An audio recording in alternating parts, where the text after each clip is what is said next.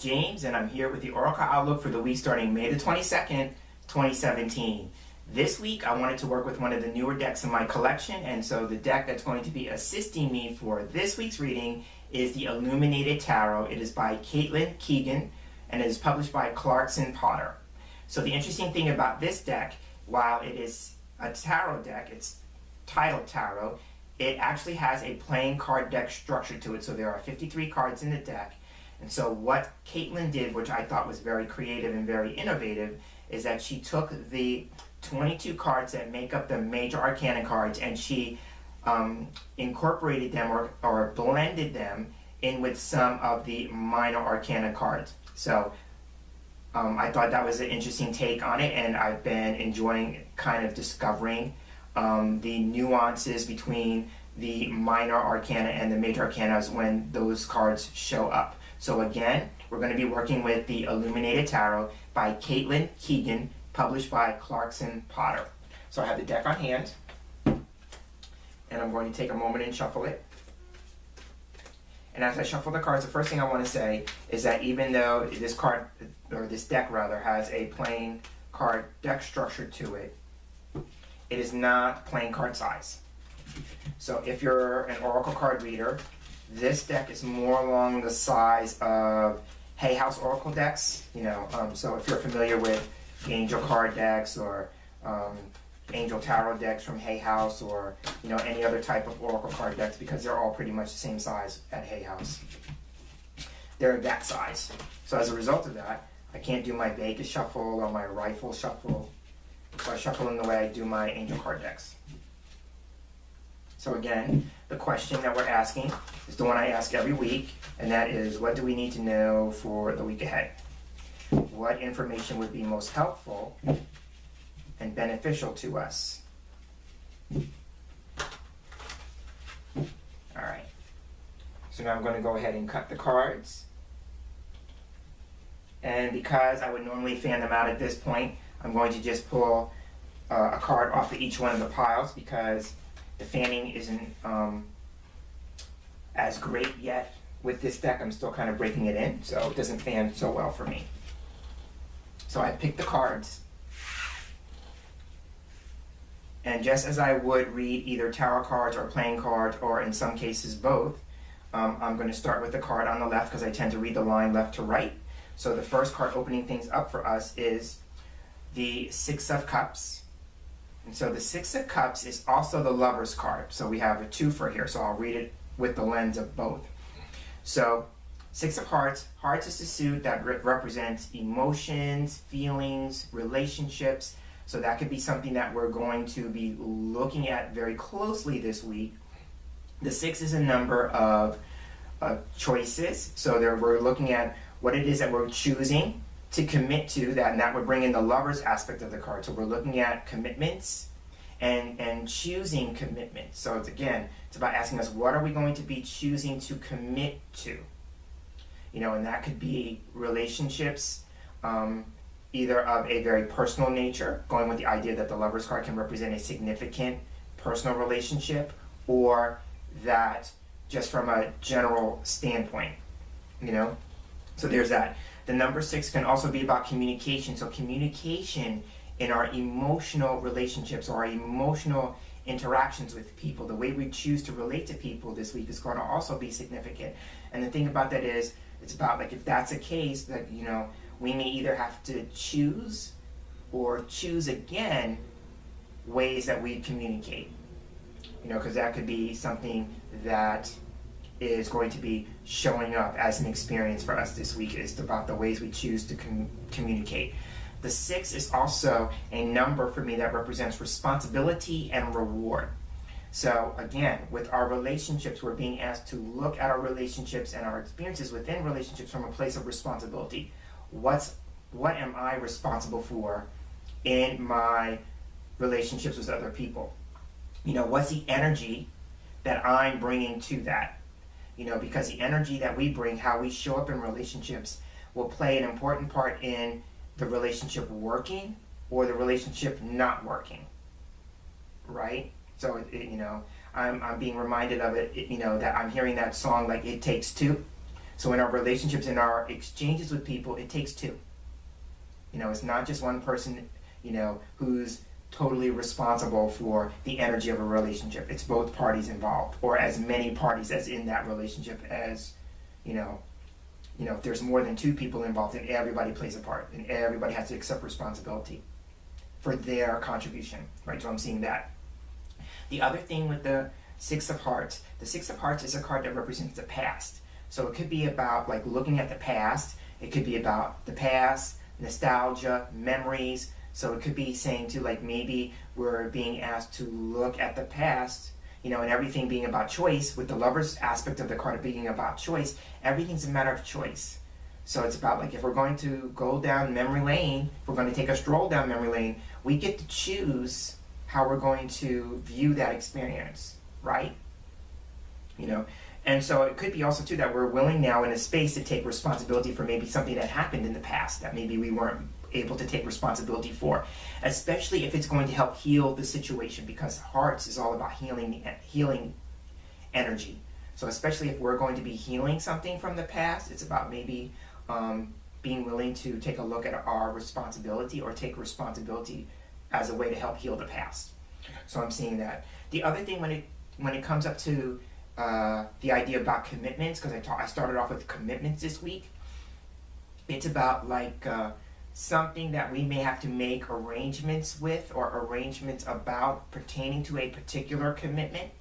So it could be about making arrangements once a commitment has been decided on, or or chosen to commit to something. It's about like making the arrangements going forward, because I'm seeing that as possibilities with the Six of Cups and the Lovers, right? Okay. So now moving to the next card, we have the Joker or the Fool card. Okay, so now we have two Major Arcana cards on the table. So this is an important week because Major Arcana cards for me carry more weight in a reading, and they represent important issues or important events, right? And so what I will do is I'll start with the idea about the past, what I said about the Six of Cups being the past. If that's the case, then the Fool card is about being at a place where we're about to embark on a new chapter or a new phase in our life, a new experience.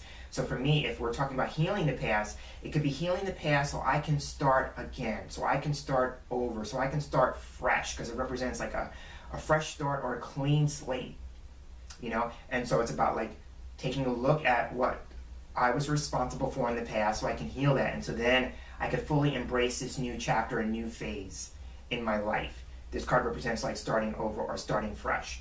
So I'm seeing that as possibilities. It could also be with the Joker aspect of the card.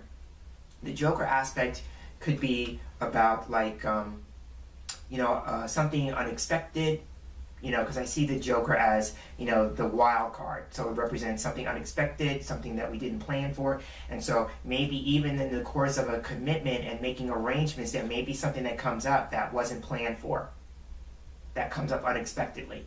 And that may get you may have to take a step back and kind of review the commitment based on whatever this unexpected turn of events is, this unexpected thing that kind of shows up. So I'm seeing that as possibilities. But my first go-to with the Joker and the Fool is about this represents, a fresh start, a clean slate, starting the next phase or chapter in one's life.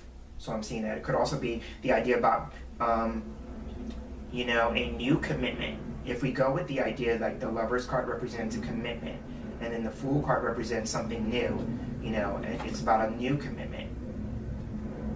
It could be making the choice to start fresh, to start anew. So I'm seeing that. It could also be, because this thought just came to me, for someone watching this video, it could be like a return to the past. So sometimes the Six of Cups can be like somebody from the past actually coming back. And for someone watching this video, the Six of Hearts can be like male energy. So for someone watching this video, it could actually be a man from the past coming back up. And then you have to make the choice about whether you're going to start fresh with this person, you're going to start over with this person, you're going to go through it again with this person. If that's the case, then the Fool is asking you to consider very carefully about how you're going to choose to go into it. Sometimes the Fool card could be about, like, in the past, I was taken advantage of. I was being played for a fool. And so here's this person coming back up. And they're talking about, remember I said communication, so they're talking about wanting to heal the past. And then you have to decide, do I want to take the chance? Do I want to take the risk on re-engaging with this person, thinking or believing it might be different, and then I just get more of the same? So there's a specific message for someone watching this video. So again, it could be about like maybe taking a good, close look at whether you want to choose to re-engage with somebody from the past.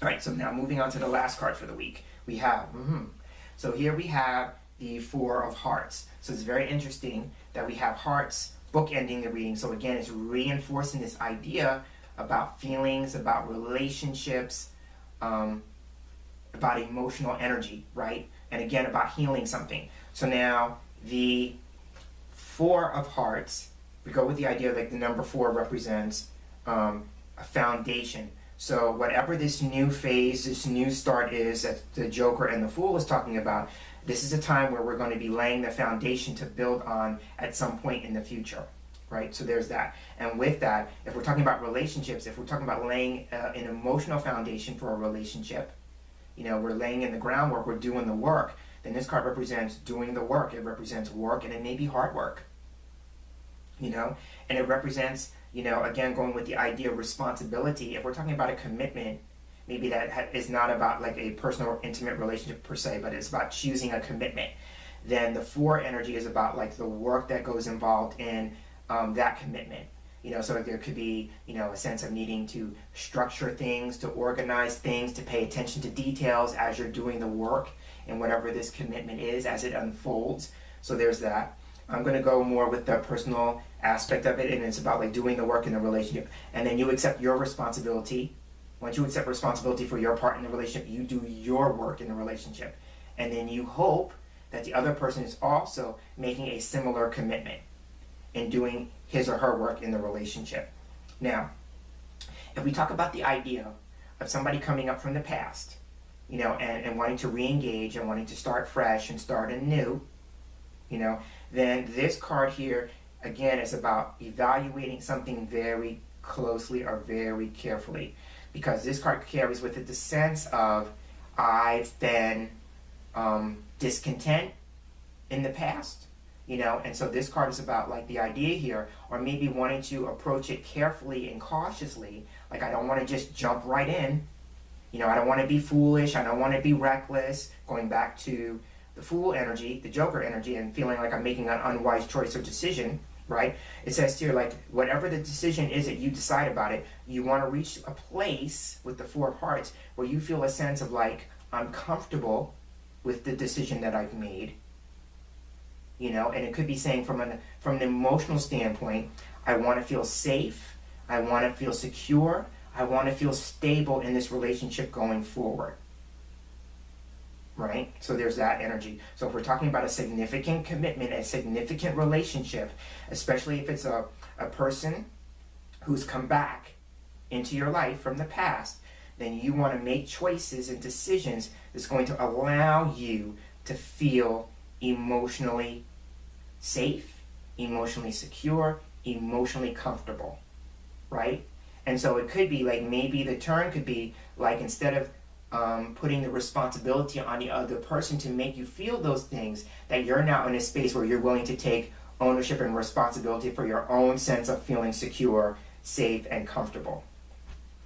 The other thing I just want to put out there too is that there could be a relationship, somebody is making the significant choice or decision about a relationship and wanting and looking at it from the lens of, they are making the commitment and they're ready to become more intimate in that relationship, and that's all I'm going to say about it. You can fill in the blanks about that level of intimacy, but when I see the Four of Hearts, it can represent moving from the space where we are ready to make a significant commitment, and with that, that deepens the intimacy, both emotionally and physically. That's what I meant before. So we're moving from the space of possibly becoming more physically intimate in a relationship. And we have to be sure, like, we're comfortable moving things in that direction And have we built a solid foundation for things to move in that direction yet? And if not, what still needs to be put into place so both parties feel comfortable with that decision? So, rounding out the reading or summing up, first card, Six of Hearts, the Lovers card represents like we're being asked to look at relationships this week. For some of us, we may be looking at healing the past. You know, for some of us, we may be looking at the choices that we make surrounding our commitments, and that could be both in the general sense and both in the more personal, intimate sense.